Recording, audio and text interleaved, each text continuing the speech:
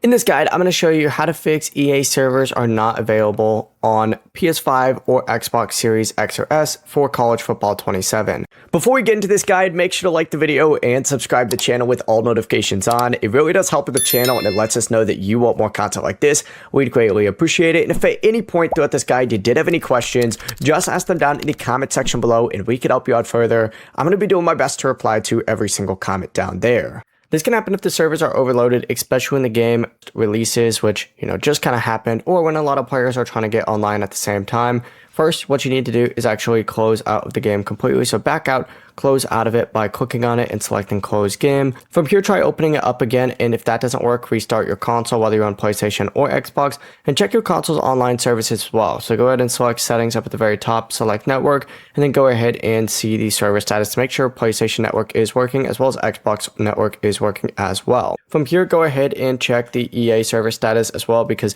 if either the, PlayStation network is down, Xbox network is down, or the PlayStation EA, Xbox EA servers are down as well, that could be a very indication that, you just gotta kind of wait that one out. But if you've already restarted the game, restarted your console, and you're just waiting for that, you probably just need to wait for maintenance to finish because the servers are most likely just down. At that point, you just kind of have to sit around. There's not really much you can do. Before you leave this guide, make sure to like the video and subscribe to the channel with all notifications on. It really does help the channel and it lets us know that you want more content like this. We'd greatly appreciate it. And if at any point throughout this guide you did have any questions, once again, ask them down in the comment section below and we could help you out further. I'm going to be doing my best to reply to every single comment down there. Have a great rest of your day though.